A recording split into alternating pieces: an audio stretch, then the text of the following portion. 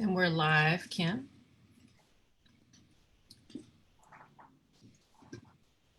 Okay, I'm going to go ahead and start with the script then. Thank you, Catherine. Everyone, welcome to Keeping the Beat by TNMEA, an engaging web series hosted live by partnership with TNMEA, the CMA Foundation, and UTM Music. Tune in weeknights, Mondays, Tuesdays, and Thursdays at 8 p.m. Eastern and 7 p.m. Central to learn from and interact with music professionals from around the globe, representing every facet of the vast world of music. Today is June 8th, 2020, and to my calculation earlier tonight, this is program number 47. I want to mention that all past programs are archived on our Facebook page and our Keeping the Beat YouTube channel, so please make use of these and share with others so they know about this growing and ongoing resource. My name is Julie Hill, and I'm one of the program coordinators for Keeping the Beat and delighted to interview our guest for tonight, Kimberly McLemore, Director of Education and Community Engagement for the Nashville Symphony. And I am proud to say a UT Martin music graduate. Had to throw that in, Kim. You knew it was coming. Tonight, Kimberly's presentation is centered around the topic of the new role of education and community engagement in American orchestras, a very important topic for all.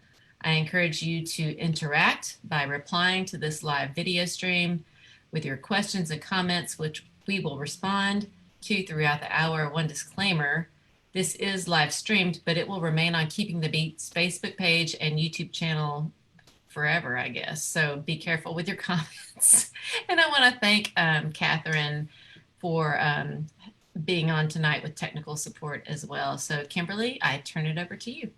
Hi, thank you so much for having me tonight. I'm very excited to speak about education, community engagement in American orchestras and kind of talk a little bit about what they might look like normally and how they might be different today because of COVID-19 and how that might change how we move forward in the coming months and years. Timely information, to be sure. Yes. So what would you like to talk about first? I'm down for anything. Do you want to talk about, since COVID-19 is on the top of everybody's mind, do you want to kind of talk a little bit about what that looks like for the Nashville Symphony and perhaps other orchestras in the country? Yeah, I want to talk about that, but I also want you to tell your story because I think it's really inspiring. This is about students, or that's why it started. And the fact that you have this position with such an amazing orchestra and are dealing with so many important issues right now. How did young Kim get to be where she is today? So give us a little bit of inspiration for our kids watching first, and then we'll go into the COVID. Sure. So I actually moved around quite a bit growing up, and I had never heard of Martin, Tennessee. But it was one of the stops along the way for my family. And there was this really charming little university in town. And when I was a senior graduating there in Martin, from Martin Westview, I started kind of considering where I would go to school. And it was a really easy transition and fit for me to stay in Martin and study music at UTM. I studied with Amy Young. Hello, Dr. Young, if you're listening. And I studied voice and music education. And then I really, while I was there, knew I was going to teach music, but I really fell in love with conducting, and I really fell in love with choral music, thanks to Mark Simmons and his influence and drive as a choral educator. So I ended up going to graduate school for a conducting degree. I am sad to say I don't do much conducting these days, but I think a lot of the same leadership skills transfer to what I am doing now. So I, after graduate school, moved back to Tennessee, full disclosure, to get married to my husband who works at Vanderbilt. He convinced me to come back to Tennessee. And we've been in Nashville since then, since 2011. And I actually taught in Metro Nashville Public Schools for 5 years before taking a position at the Symphony. And the school I taught at was, it was an urban school and a really challenging student demographic. And I learned a lot. And I really fell in love with those students. They had so much passion for music, but they didn't always have the access they needed to the resources, to the instruments, to the private instruction, to the counseling for what comes next for them. And so it was a really wonderful fit when the Nashville Symphony started the Accelerando initiative. And it was something I said, yes, I want to be a part of this program. And so I applied for a job leading that initiative, which is a diversity pathway program, essentially.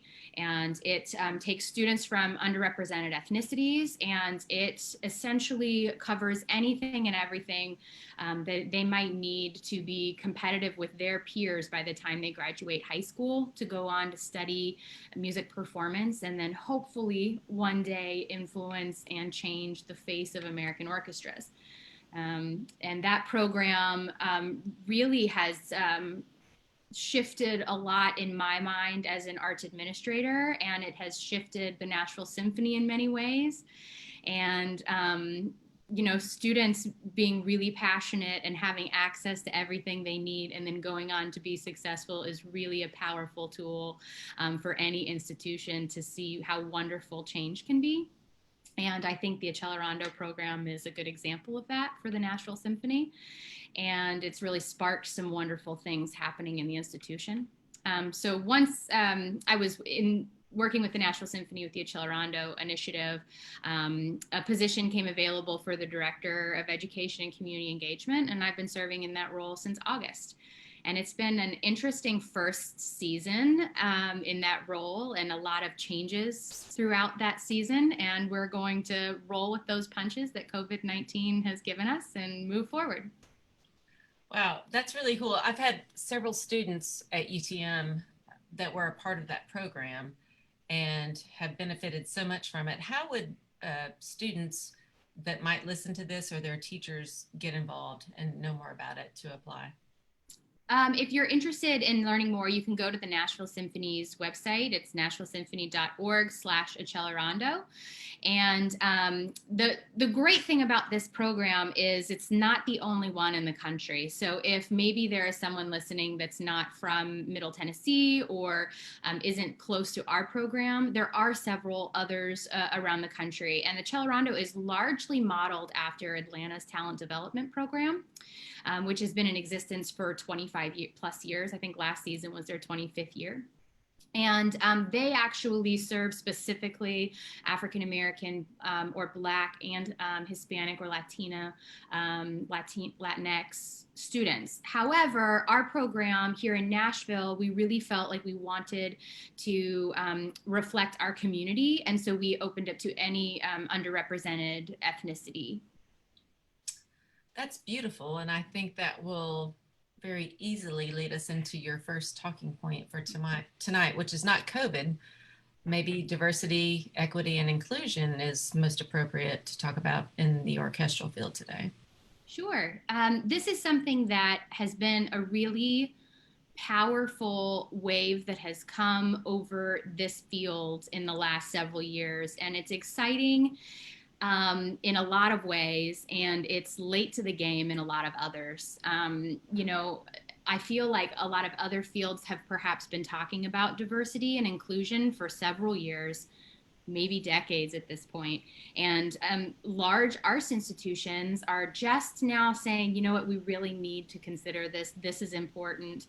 It really is about the survival of our institution if we don't address this, consider it, and change the way we're thinking, not only about what the institution looks like, but also the programming decisions that are made, the members of their leadership, who is on their board, what they look like, what are their beliefs about diversity, equity, inclusion. So those are things that the entire field has been talking about for quite some time. But I think that in light of a lot of the events that have happened in the last couple of weeks, I think it's really important that these institutions start to address issues around equity, diversity, and inclusion. The Nashville Symphony, we've been talking about it for about 6 years, and the Accelerando program was the first initiative that the Nashville Symphony really spent a lot of time and resources to build and grow and do the right way. And that program started 6 years ago and is largely funded by the Andrew W. Mellon Foundation. But that program and its success has shown the symphony what efforts towards diversity, equity, and inclusion can truly mean for the institution. It means a larger donor pool that they hadn't considered. It means community partnerships in maybe neighborhoods they weren't as integrated in. It means that our musicians might look different than they did 30 years ago on the stage. It means that our programming is more diverse. Our soloists are more diverse.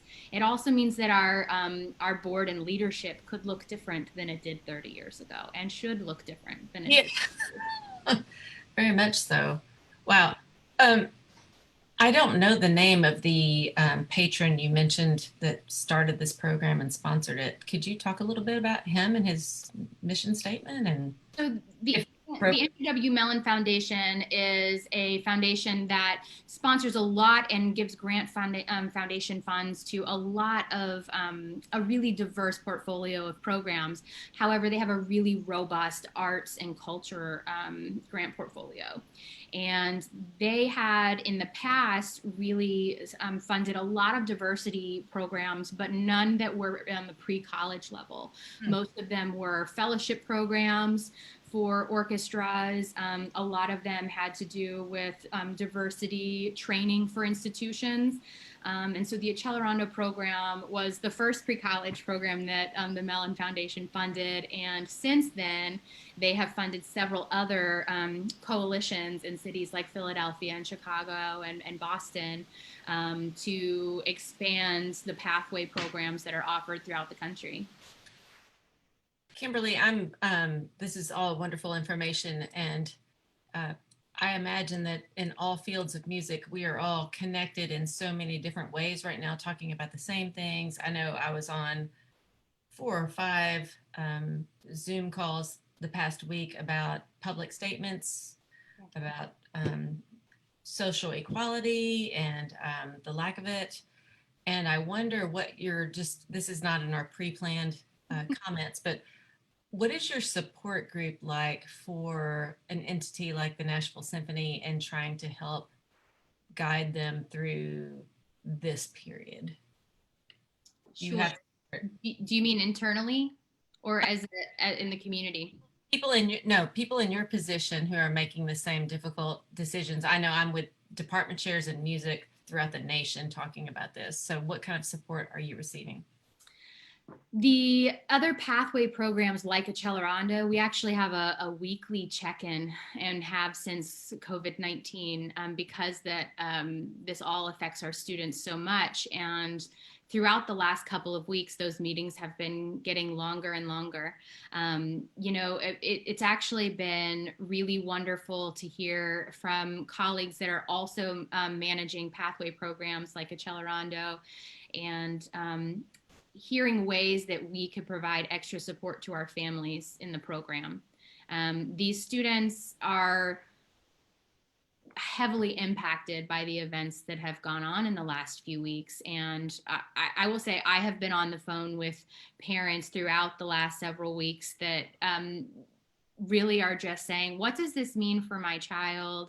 Is this the field for them? They're seeing institutions that aren't making statements of support for their community, and they're asking themselves, is this the field that my child should go into? And so I think it's very important for not all of the pathway programs are associated with the symphony, but I think it's very important, if they are, that those organizations show solidarity and support for those families in those programs.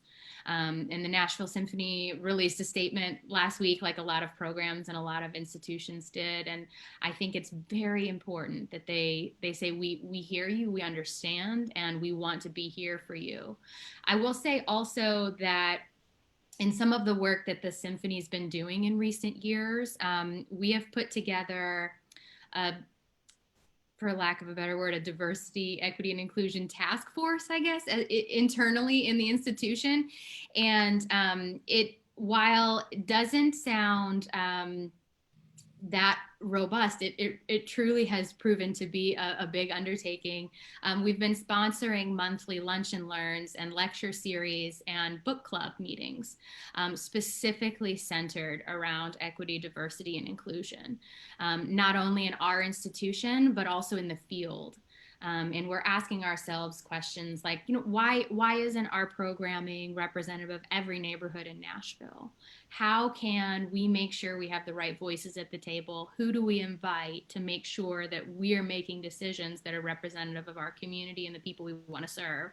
So those types of initiatives, I think, are really important in this time because it allows us to come together and say, hey, how can we learn in this situation, and how can we make sure that this institution really supports all of the community that we're here to serve? Okay, that was a lot. Sorry.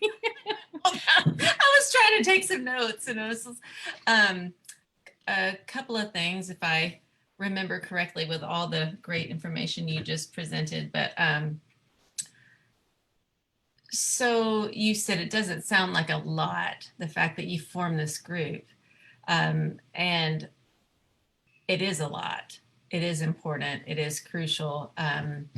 With me, I'm a drummer. I'm a percussionist by trade and a department chair. So navigating the balance of that and organizations I want to help support. But I was on a podcast like last night at Percussion that Casey Cangelosi and several others host. And we had on 9 members of the PAS Diversity Alliance. And that's a group that I'm proud to say, and I'll tout my horn for just a second, but 2015, when I was PAS president, we started this group. And it got a little more blowback than I thought it would. I thought everybody's going to love this, kumbaya. And it wasn't quite that way. Not met with complete resistance at all, but I had to actually be a totalitarian leader and say, I'm doing this no matter what. And that feels good today, actually, to reflect on 5 years since then and see that this provides a real need, and it's providing a real service to those same organizations like Nashville Symphony, all the societies and organizations that we are a part of. So just to say, I'm proud of you for leading that initiative, and it's crucial, and it doesn't sound in any way small. And I think that music more than ever is showing the necessity for access as humans. Sure. And I think when the Nashville Symphony and several members of the institution got together and collected in this group, I think it really was a means to learn from one another and grow. Yeah. But I think you are right in that it has since become a vehicle for something else, which is true institutional change. And it really is at all levels of the institution, and that's exciting to see. It is. It's interesting to see what COVID, the issues in our country, that the double pandemic, and of course now there's a hurricane coming, which shouldn't impact the arts too much, we hope. But how these things have just required a push. They've created certain things that had red tape to be easier, and certain things that we were advocating for, which we knew all along had value, and now suddenly they really have value because everyone needs music, and everyone needs the arts. I want to include the arts in that statement, but I hate that it had to come to that to make such a case, but it's given us some fuel for the fire. Well, and I think that I think that actually leads to one of the other things I wanted to talk about, which is this internally facing education department in our arts institutions, because I think that the field of education has been talking about culturally relevant education and instruction for years, to make sure that our students have what they need in a way that is culturally relevant to their lives, and make sure that they have access to grow how they need. And I think that the arts field is so focused on making wonderful art, which is very valuable, and I don't want to diminish that in any way. But I think that our education departments in these institutions have a role to play in leading the charge in making sure that they're considering culturally relevant programming and making these decisions that are reflective of the communities they serve. And that's something that the field of education has seen for decades and has been talking about and has been working towards. And so it's an opportunity for educators in those positions to really take charge and show some leadership down that path. No, completely. And this is another thing that's kind of off script, but something I've just been working on daily. Have you had any conversations with those colleagues that you're talking about, either within NSO or other directors? And this is not on our Google Doc. Sorry, I'm just asking this from the heart. I had a discussion with students, faculty, and staff of marginalized populations at UTM Music Department today about putting out a statement. And the conversation came up about the language that universities use, which is a little erudite and not accessible. And then I was on a PAS call yesterday, and our Diversity Alliance, and the language is very accessible. And I wonder, in being in a situation or a position like yours, orchestras, while they try to be more accessible in every way that you've talked about tonight, we have this history of being classical. We celebrate the white European dudes. How has the language suddenly changed there, as I'm sure it has? Can you comment on that? And I don't know if our communications department would be very excited that I'm about to say this, but we went back and forth on a statement for over 24 hours, 12 to 24 hours, and it went from everything, from a page long disclaimer / statement to really short, simple, accessible language, and so they're on the program. And ultimately, the Symphony settled on something really accessible and really simple, and just said, "We hear you, and you matter, and we want to support you." And I think it's important.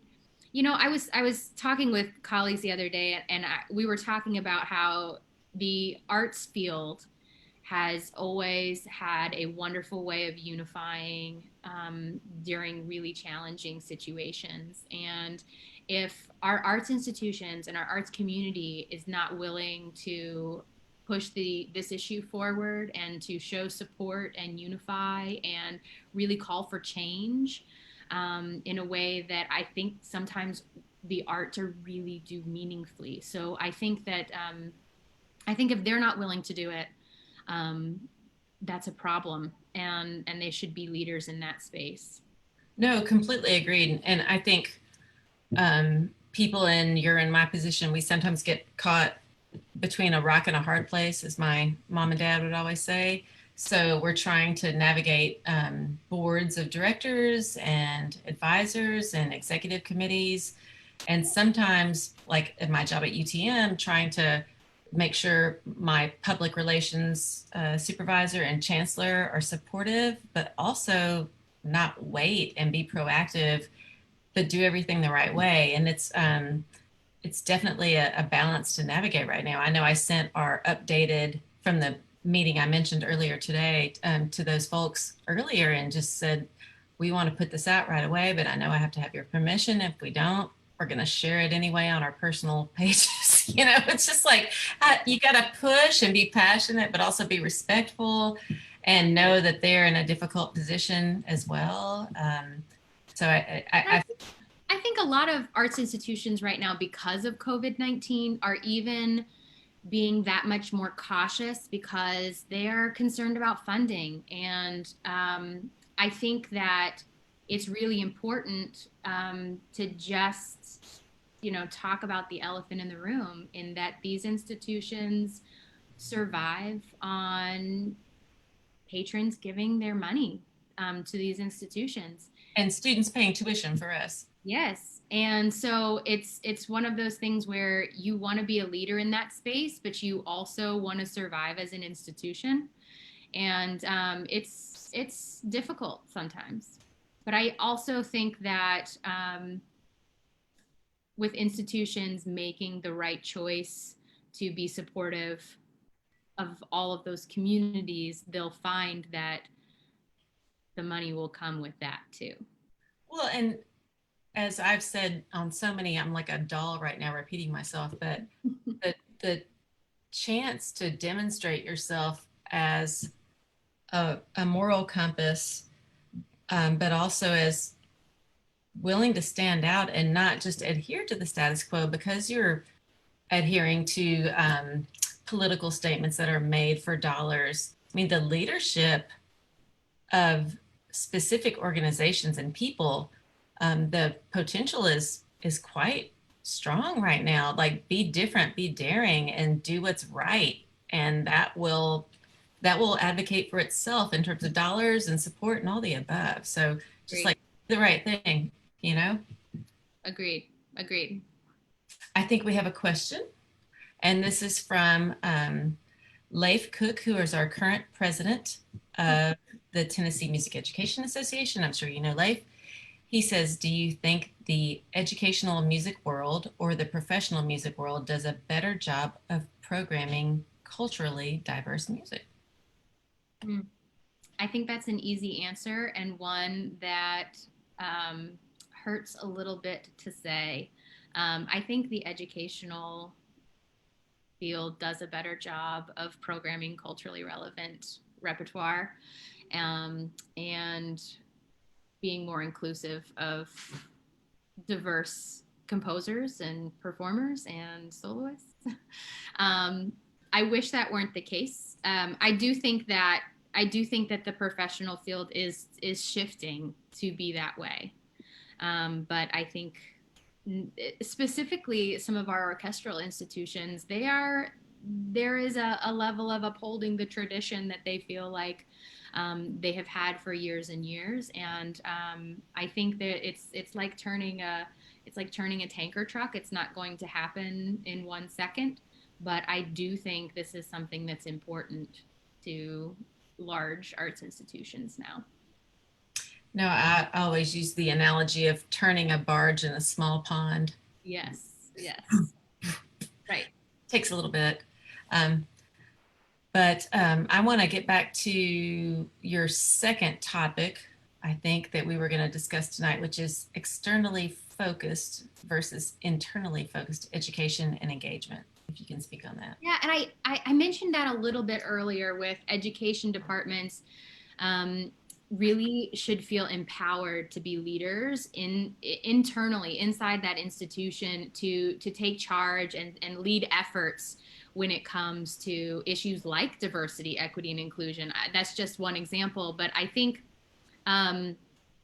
while I don't think anyone in an arts institution doesn't see the value in education, I think sometimes because it is not the largest budget line, it isn't always given the same amount of weight. And I would argue that education departments have been really wonderful at externally facing programming and partnerships, and they dive into school systems in their communities, and they really have wonderful partnerships with community organizations, and there's really fabulous events happening and programming going on. And I would encourage those departments to then say, hey, I'm going to invite a board member to come to this community partnership event. I'm going to take them out of the symphony hall. I'm going to take them out of the music building. I'm going to take them away so that they can see what we're doing in the community. I would really encourage those departments to be leaders and say, hey, I'm going to invite our donors to come into our schools and see what our ensembles are doing with kindergarten and first grade and second graders. Or make sure that, hey, maybe we have some really high level patrons coming and watching some students student teach to see what they're doing with their education dollars. And I just think that it really does matter of getting people at every level of your institution involved in your educational programming, because if they don't understand the breadth of what's going on, you're not going to be as important as that larger budget item on their list. And I really feel like education departments have a role and an obligation to be leaders in that space. No, agreed. And it's not fun to talk about donors all the time and money and these types of things, but that's the world that we live in with, National Symphony orchestras, but higher ed. I think that as a department chair at a university in a pretty rural place, cultivating dollars and donors and support is probably half of my job at this point. Yeah. And I take it very seriously. And it's fun when you can connect with someone who really cares and wants to, do the things that you're talking about to create change. But I think that's changed in the past few decades from the workshops I've been a part of. I mean, donors, 50 years ago gave unsolicited dollars. They would just write a check to their university. Now they want to know or to their orchestra, sorry, how do their dollars really make a difference? Are they hearing from those students? Do they see where the change is really happening? And I don't know if you have some instances you can share with that. I certainly do. And I think that's a very important thing this day and age with philanthropy. Actually, with the Accelerando program, we have several donors who are highly involved in that program and love to see and keep up with what's going on with those students. And I'll say, we have a welcome event every year for our incoming students, and we always have a senior student give a speech at the beginning, just giving advice and welcoming the new students in. And that's an event we always make sure to include board members and donors in, because we have found that that's an opportunity for those people to hear directly from our students and to see the camaraderie in the program. And I will say that we have had more donors come back time and time again after they attend that event, because they just love to see what's actually happening in the lives of our students. Where did you go to summer festival? That's the first event past summer festivals and summer camps. And so all the students are coming back and they're so excited to just say how they were doing nothing but living and eating and breathing music for 8 weeks that whole summer. So it's exciting to see their enthusiasm at that event. But it's also really exciting that not just our board members and donors, but we actually have a lot of staff who are really excited to always come down and catch up with the students at that event. So it's really important. And I will say, you were talking about how, cultivating dollars is a large part of your job. I would say that's also true in my position, but I really think that all of my skills, throughout my education degree and throughout my teaching experience in advocating for music education and advocating for essentially the department that I was in, please support and fund our music programs. It actually translates really well to cultivating donor dollars, and it's the same skill. And so I would encourage any young people listening, please listen to all of the advice about advocating for yourself, a music department, the field, because it really does translate to what you will be doing later. No, I could not agree more with that statement. I am a percussionist by trade and a band director that has had some success with that. And it's just because you've been there, you've been with those kids, and you have been in those departments, and you tell your story. And donors don't want things to be sugar coated; they want things to matter, and they want straight shooting. And music kids can do that. Yes. We've been through it. I think that's really great, great advice, Kim. Um, we have a question from Catherine, who's helping host this evening, so I'll pose that. What can we do as educators to build that relationship with our board members and donors? Let you think on that for a second. Mm. It's important to showcase the students, of course, but how do you build that? You've answered that in part, but if there's anything else, sorry, she had posted that before our last. Oh no, that's okay.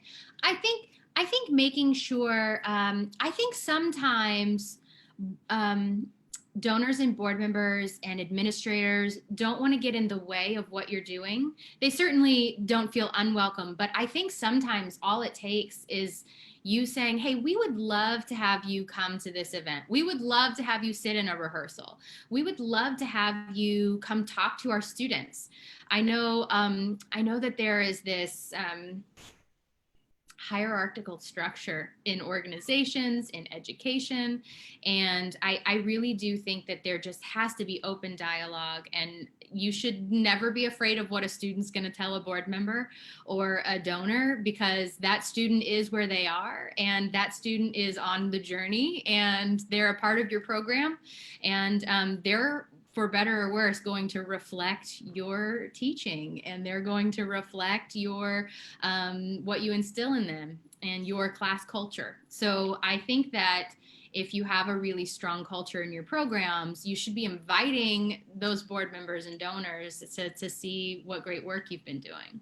Completely agree, Kimberly. I wonder, and my opinion is shaded from being a drummer for so long, but with PAS, we made a big shift several years ago, 5 years ago, to get board members on our team for Percussive Art Society that had specific skills that were needed on the board.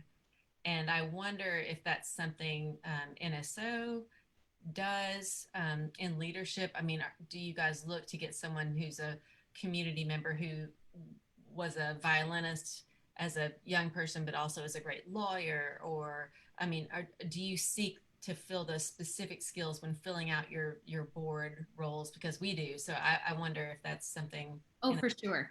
For sure. And I'm not directly involved in board recruitment, but in seeing and hearing those conversations and seeing the results of those decisions, I think that's absolutely the case. And I mean, you in a lot of ways, you can almost see, oh, this person's going to be the chair of the artistic planning committee before they're even on the board, or this person's definitely going to be great on the education community engagement board committee. So I will say, and it is interesting how they kind of fall into their niche on the board. I agree with that. Yeah. No, I think that's been a nice development in recent years, because it's not just about give us money and here's the students that benefit. It's like, what can you bring to the table to help this with your professional skill set and make it better? And that helps them be doubly charged. So I've seen that change in the past 10 years just personally, and I love that. Yes. It's very effective. But I also think that comes with prioritizing diversity and prioritizing making sure that your board reflects the strategic plan of the institution and reflects the community that it's in. So I think that those two things go hand in hand. Yes. Yes. Okay, Kimberly, let's talk a little bit about adapting and creating programming during COVID-19, because I know that's something you're dealing with every day. And many Sure. people. This has been an interesting few months, and without the ability to produce any concerts right now. I mean, the orchestra field is in the crowd business, and the orchestra field, without being able to produce those concerts, then says, all right, what can we do? Well, something that they can do is education and community engagement. So then there's been a shift, definitely in Nashville, but I think across the field, in saying how can we then curate some really wonderful virtual content. And I would argue that Keeping the Beat is one of those really fabulous partnerships that has happened because of COVID-19. Shout out.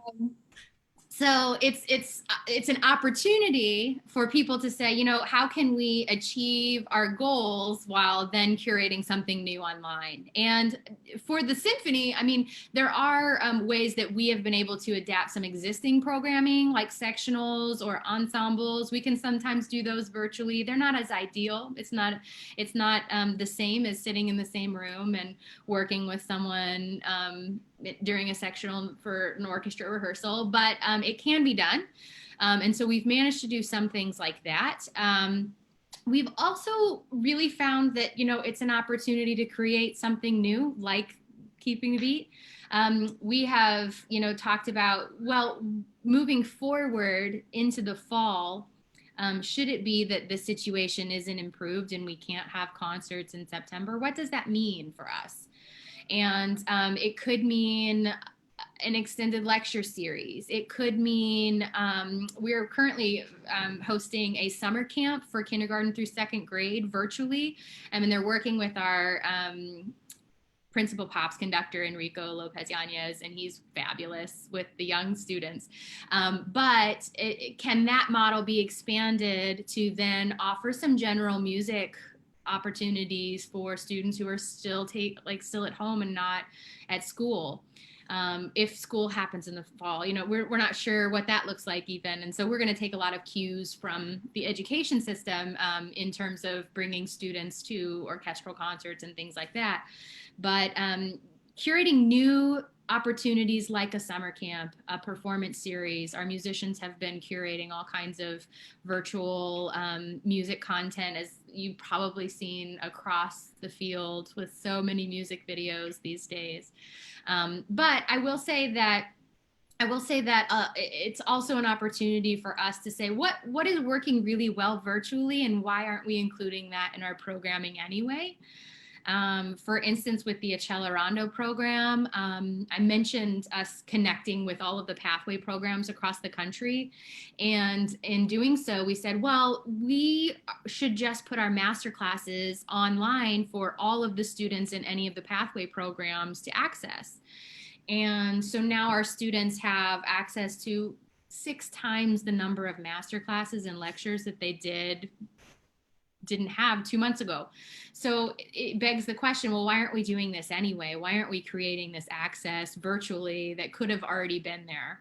And that's, I'm sad to say that the Nashville Symphony wasn't already on board and doing those things, but it provides the opportunity for us to say, should we be streaming our concerts? Why aren't we doing that? So it's exciting to kind of push the conversation into, well, we need to adapt. This is something that might not be short term.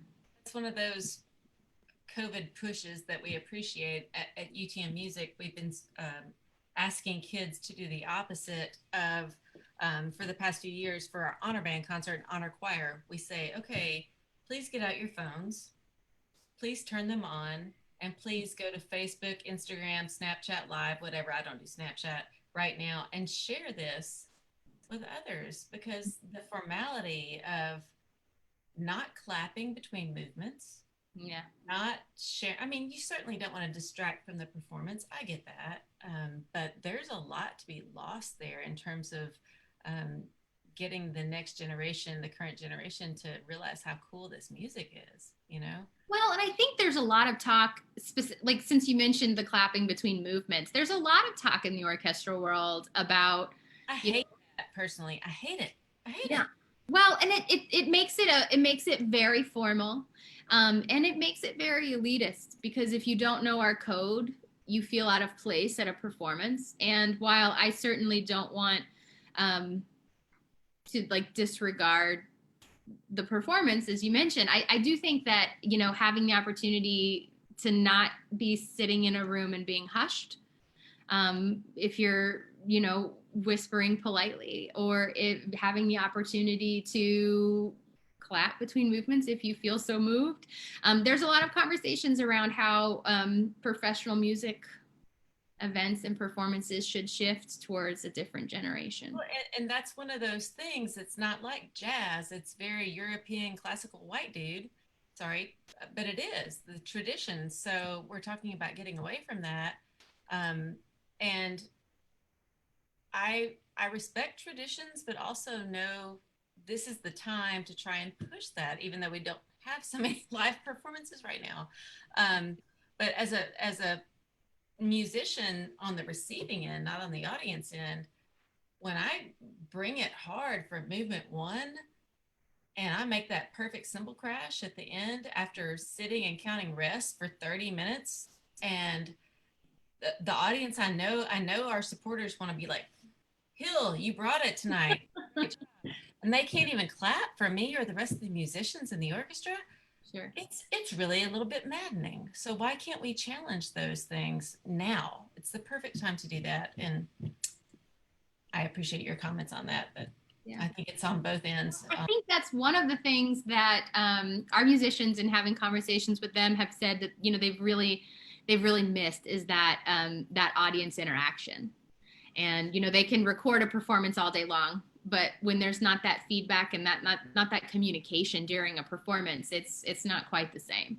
I hadn't thought about this, sorry, we're getting on racial issues, but that's good, I think. But if you flip it around and think about, I don't use the term jazz generally because I think it has to have a quantifier. But if you talk about Afro-Cuban jazz, Cuban jazz, big band jazz, bebop, Caribbean jazz, Brazilian jazz, all those things, they're built on the fact that they're so complicated sometimes that if you did wait for people to clap at the end, they would not get it at all. Most people have a hard time with jazz, or young students do, but if they can watch it live, they stay engaged by the fact that they clap after every solo, because improvisation is a key part of jazz, of any part of jazz. And I think that's something that symphonies could benefit from. Now, we might not improvise in those concerts. Sometimes we do, but mostly it's through composed. But if we could just, you know, like someone hits a home run for a baseball team, if we could just, or plays a great solo on a saxophone from the heart, if we could burst into song or burst into, there is a strong disconnect there. And I think that's an important conversation to have. Well, I think also, you know, it is a difference in it. It is a cultural difference as well in terms of how different cultures listen to music. And I'll be honest, you know, the white Western tradition is very somber, and you can take the fifth at any point if you need to. Sorry. No, it's okay. It is. It's very somber and strict at times. And, you know, a lot of other cultures are not that way when listening to music. And it's okay to include that in a concert hall. I just don't want to put you in an uncomfortable position. No, you're not. You know, these are the conversations we're having at the Symphony. We're saying, oh, but does all of our programming have to be this?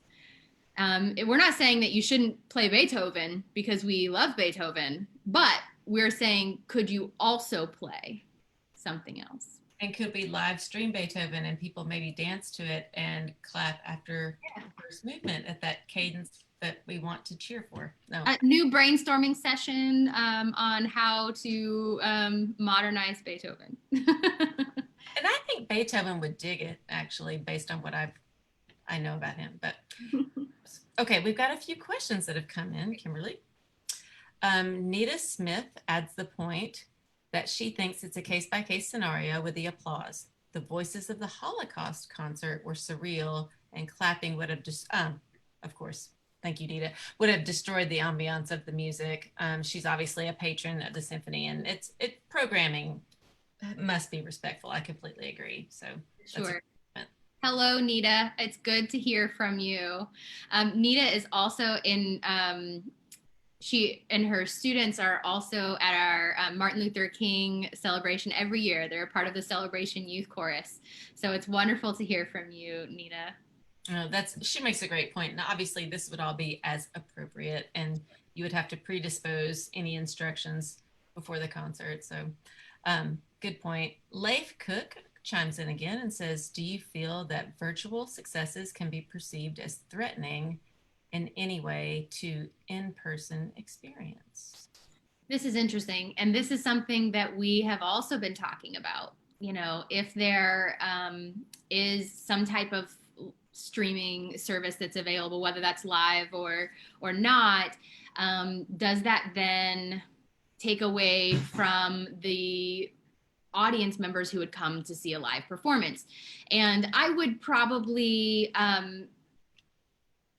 shift the attention to the Berlin Philharmonic, who has been doing a live streamed version of their concerts for a couple of seasons now.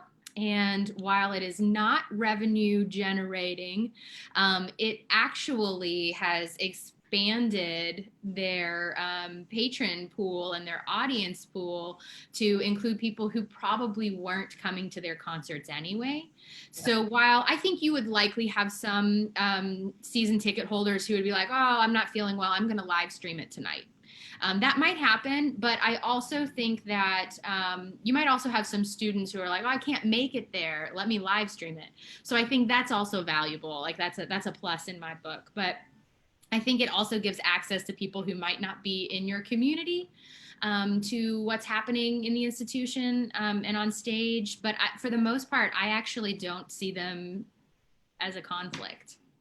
No, I completely agree with you. And we've tried to find the balance between, patrons on their phones or kids the entire time streaming a concert. And we'll try to pick a piece on the program when we've done this, and we've done it a lot. So maybe something near the end that's more accessible and maybe less classical, and just said, hey, get out your phones. This is the time to try and get more people engaged and involved. And so we've selected certain pieces on the program so that folks don't have their devices out the entire time. And that seems to have worked very well. Just to. But I actually think there's value added there in that you might actually find that people who wouldn't otherwise buy a ticket to a performance might pay a lesser price for a live stream. They might not pay $25 for a seat. They might say, oh yeah, I'll pay $2.99 and see that performance live streamed. No, and aside from the live stream, we've got another comment here, but in teaching world music, I study indigenous musics styles that would die out if they weren't hybridized. And to try and get young people involved in civic pride, like we're talking about, but these are very specific styles. How do you integrate those styles with popular music to get the next generation to know they even exist? Sure. and like them and want to perpetuate those styles and help them grow and prosper. So I think the word hybridization is something I use all the time, but it's what we're talking about in terms of worth and validity and long-term success with everything from symphonies to traditional music styles. And I think the purists are going to fall short. Well, and again, this kind of goes back to what Nita was talking about, though. There's a balance. There is a balance, and I think a place for all things there. But I think that we have swayed so far in one direction that we have been ignoring another side of music for many years. Agreed. Franklin Willis, who's been a fabulous guest on our program. All of our Middle Tennessee folks. So great to have you guys. No, I love it. He asked, Kimberly, can you speak on your experiences as an educator in the classroom and how it guides your programming and choices for the symphony, particularly with Black and POC audiences? Sure. And I think when I first started working at the Symphony with the Accelerando program, this was a really easy translation of what I was dealing with in the classroom. And in that, very diverse students, and obviously with the Accelerando, all of the students were diverse. But I think that I saw students specifically from underrepresented ethnicities with just as much talent, which is a misnomer in that, which, people assume, oh, they're just not as talented, and it's not true. And I've also seen something that is, them say, oh, these students, they just won't have the access by the time they're needing to be at the right level for college. And I've seen them say, well, and there's always a rationalization in some way. And it's just not true. There are highly qualified students who are ready and eager and talented to go into the field of classical music, and something happens between their classrooms in middle and high school by the time they get past college, past graduate school, and into the professional field. The data just doesn't lie about the representation. And essentially, pathway programs are meant to be just that, a pipeline to attach those two things and provide access to these highly talented students. And Franklin, I mean, this better than anyone in Metro Nashville Public Schools, that these students have such a drive and passion for music. They grow up in Music City. That's all they hear about. And then they don't always have the exposure and or experience and access to everything they need to be successful. So I think that was a super easy translation for me when I came to the symphony, to be like, yep, we can provide access to these students and everything they need through private lesson instruction, through attendance to performances, to making sure they have masterclass experience. They can go to these festivals and summer camps at great universities and institutions throughout the country. And then they can be competitive with their peers when they are ready to audition for college. And essentially, it's something that has been really successful in a short amount of time, in just the 5 years that it's been in existence. And I think as an educator, in seeing and experiencing, I think sometimes that when I was teaching, I felt like I kind of had to make magic with nothing. I wasn't given a budget.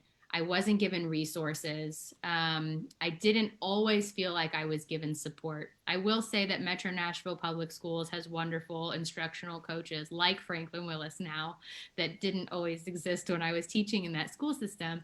But I did feel like I was kind of just like having to really make wonderful things happen for my students without a ton of resources. And I think that educators are truly skilled at making sure their students get what they need, differentiating instruction, really making sure that opportunities are there specifically around performance and experience and exposure to musical experiences.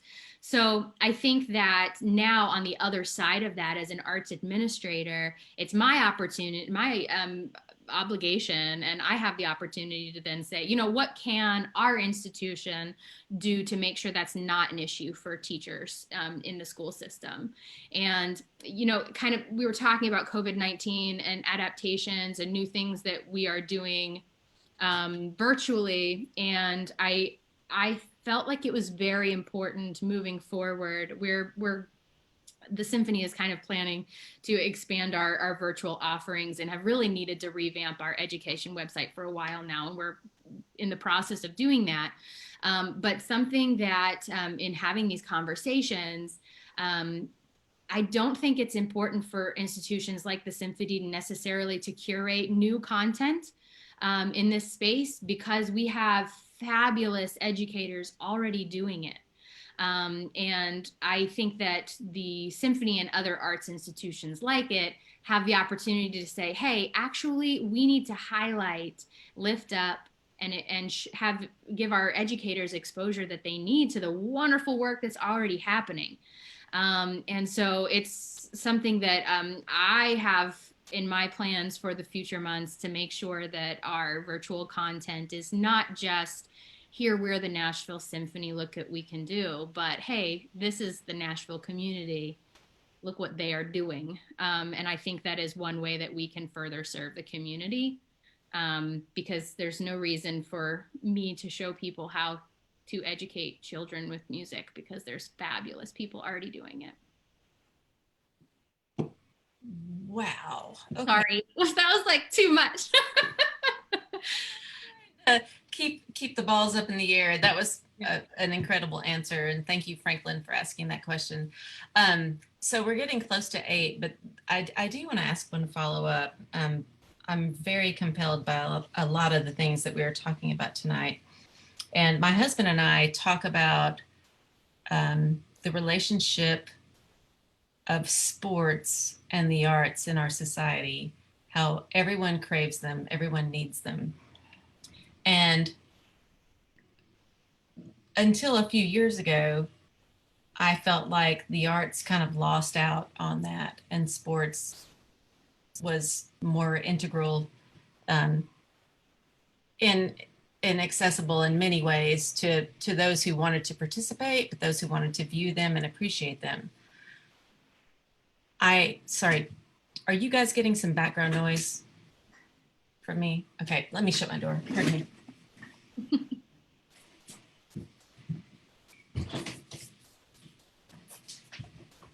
Speaking of sports, but I feel like now it's almost like there's a bit of a caste system in the U.S. and beyond, with those who have financial means having access to private lessons and private sports lessons, for that matter. It's almost become the same thing. And the things that you're talking about, Kimberly, are that Accelerando and the programs the Symphony has are a substitute for that. And I think that's what we absolutely need, because it's becoming more for those for arts and for athletics, something that is at the level that they would need that instruction and access and money to get those lessons.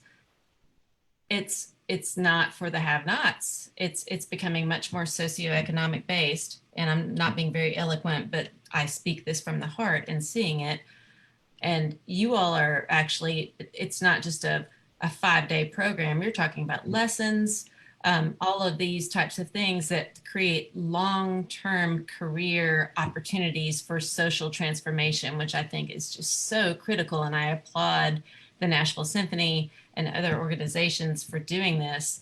Have you seen, is there like one case of a student that became a star as a result of that type of, and not to put you on the spot, but you probably have some in your mind. I think I have like a million stories I could tell you from our particular program. But I'm gonna talk a little bit about one student in particular who is a bassoonist, and he attends school in Murfreesboro, Tennessee, and he is a fabulous musician, and was when he came to the program. He has the support of some really wonderful band directors, and he was taking private lessons prior to being a part of our program. However, when he entered the program, he wasn't positive he was going to go to school for music. He's like, yeah, I think I might want to do this, but I'm not completely sold on it. And he entered the program, and I'll be honest with you, our principal bassoonist, Julia Harguinde, she's a tough cookie. She's the real deal, very strict, like she's gonna give it to you straight. And he said, I've never had an instructor like this before. This is on a different level. But as strict as she is, she's also the instructor, and I would go so far as to say the mentor, that is happy to FaceTime, Zoom, text, call, any hour of the day. And if I asked her, hey, do you have a 1-hour lesson every week? She says, no, I have like 20 to 30 conversations with this student throughout the week. And she's really, really invested in making sure the student is successful. And this student just said, I've never had a program like Accelerando encompass all areas of my musical journey, music theory, lessons, like performances, master classes, opportunities to perform. And he actually was obviously, after he entered the program for a while, was planning to go to study music in college, but then said, his teacher said, I really think you should consider auditioning for some conservatories early. And he said, I don't know. And his mom was like, I don't know. So she was very unsure at first, but she's a full supporter, I promise. And he ended up being accepted to Colburn a year early as a junior. And it's all because he said, Julia and the Accelerando program pushed me harder than I ever have pushed towards this goal ever. And he said, I just never thought I could want something as badly as that. And he kind of came into the program being really good already, but then kind of just saying, whoa, I can excel once he's pushed. I'll also say, I don't, talk about a bunch of stories, but on the other end of that, there's a wonderful Latina girl in our program, Emily Martinez Perez is her name. And she actually just graduated. And I call her out by name because she's fabulous. And I love her dearly. She plays the viola. And I will remember for the rest of my life, probably, when her father came to their very first advisory meeting. We have semesterly advisory meeting, an advisory meeting every semester with the family, just to check in and make sure everything's going well. And he came to the first advisory meeting, and he said, I started going to these symphony concerts with my daughter. And he said, I had never heard orchestral music before. And he said that he was blown away, his first orchestral experience, and he couldn't even believe that music existed like that. And he's like, and now to think that my daughter is going to be playing this music is so exciting to me. And so he's been very involved in her journey. And she just had one of her last performances in the program, and she was just moved to tears because she said, this would have never been possible for me to be competitive with my peers and to know what I needed to do to audition for a college. And she's scholarship going to University of Tennessee next year. So she's like well on her way. And it's so exciting to see that this program's not just impacting students, but their families. And really making sure that the symphony is involved in a lot more communities that they might not have been in. And speaking of that, I wanted to say, just from someone like you who is from a rural area in Northwest Tennessee, maybe if COVID hinders some typical opportunities but creates some others, as we've discussed tonight, are there ways for the Accelerando program to reach our rural students that are here that have no access to private instruction? And I am one of those kids. You are too. Mm-hmm. So how can we reach out and help them and get them some of those resources as well? I think the opportunities for them, as long as they have Wi-Fi, have never been better. So I'm sure that's on your radar with our background. But I'm always thinking of those types of programs. Well, not just the students who are interested in studying music at the university, but even the families and students who are just interested in having access to any of our education programming, whether it be a young people's concert or whether it be, we have a great program, Is It a Fiddle or a Violin, which is a wonderful Music City program. But those opportunities for any students to see our programming, I think COVID is going to provide that opportunity. Agreed. And I've kept you on too long. We've got comments too, but I think that Kim, unless you want to stay on and answer those, we could do it after the fact, or either way. I'm happy either way. Yep. My 1-year-old is now asleep, so I'm free for the night. Well, why don't we wrap it up? And I thank you, Margaret, Joey. Margaret's got 2 comments that we could address on the stream, on the Facebook stream after the fact. Thank you, Margaret, for your patience. Thank you, Joey. and we could wrap up. But also, Catherine, I think you are still on. Could you possibly post the June 16th conference workshop on arts integration in our feed? She's so on it. Well, just making sure I'm not missing anything here. Okay, which I'm certainly doing. But we have a conference on June 16th on arts integration that's open for Tennesseans, but more. There are 286 registered as I checked tonight. There were 34 teachers from India registered, which is kind of, it's like this Tennessee-India connection. So I'm Awesome, though. That's amazing. Share. No, it's lovely. So please, if you all see that, Catherine's already posted it. I see if you could share that with others and get people to register. It's free. It's a very low time commitment and will be very engaging. And we'd like to draw a very broad audience on that. And I'll just kind of wrap it up here with our closing remarks. Kimberly, you've been awesome. I'm so proud of you. I never taught you because I was the percussion lady then and not the chair. So you never even had world music with me, but you're such a bright and shining star. Well, UTM made a big impact on my life and career, so I'm excited to see all the things that are still happening there. Well, we are. Thanks for having me today. No, we are very proud of you. And I'm going to give my closing spiel and then we can sign off. And then I'll call you afterwards just for 5 minutes. But so your 1-year-old doesn't wake up. All right, everyone. Thank you for joining tonight. Please tune in weeknights, Mondays, Tuesdays, and Thursdays at 8 Eastern, 7 Central to watch Keeping the Beat live. Follow us on Facebook and Instagram, and don't forget to like and share with others. Tomorrow night is Ralph Hicks, a good friend who is the founder and director of Let Them Drum. This is a fabulous program. Ralph has been dealing with special needs students with percussion for years, and he's just a real prince. And those of you who where your heart is dealing with special needs and music access, and not about competitions, but about participation and enjoyment, and he will move you to tears. He's a lovely human. So please join in. Thursday night this week is Carl Fisher, trumpeter, saxophonist, and trombonist with the Billy Joel Band. So Kim's on a great lineup this week. Next week on Monday, we have a special treat with Instagram star, guitarist, and vocalist Lindsay L., if you all know her.